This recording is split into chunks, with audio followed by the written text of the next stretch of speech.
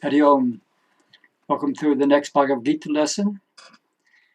As usual, let's start with our slow and deep centering breath.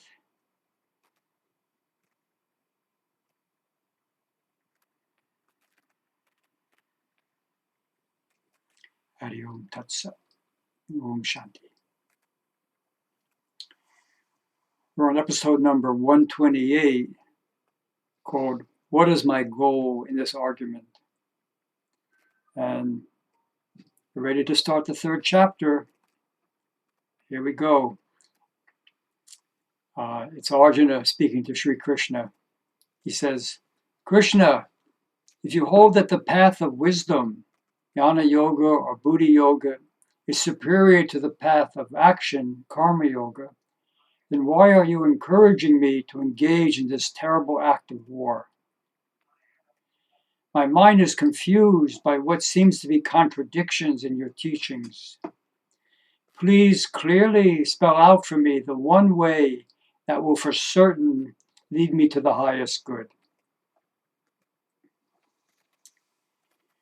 Arjuna is trying his best to surrender to Krishna as his guide and guru. We can feel his deep sincerity.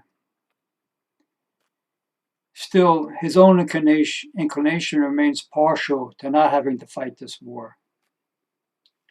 Throughout the second chapter, Arjuna's intellect is trying to follow closely the arguments of Krishna.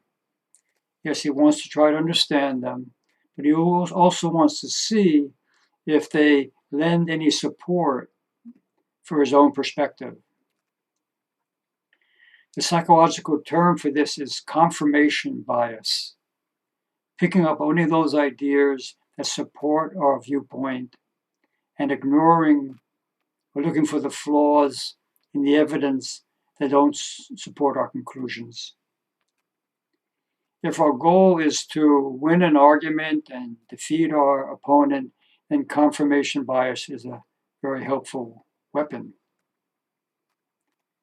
If our goal is to inquire into what is the truth, then this approach will hamper our efforts to objectively assess the evidence.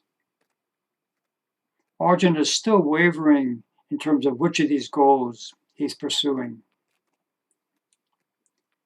For the homework assignment, next time you're in an argument, if you have the capacity, pause right in midstream and ask yourself, what is my goal in this dispute? Thanks for joining. See you soon. Om Shanti, Shanti, Shanti.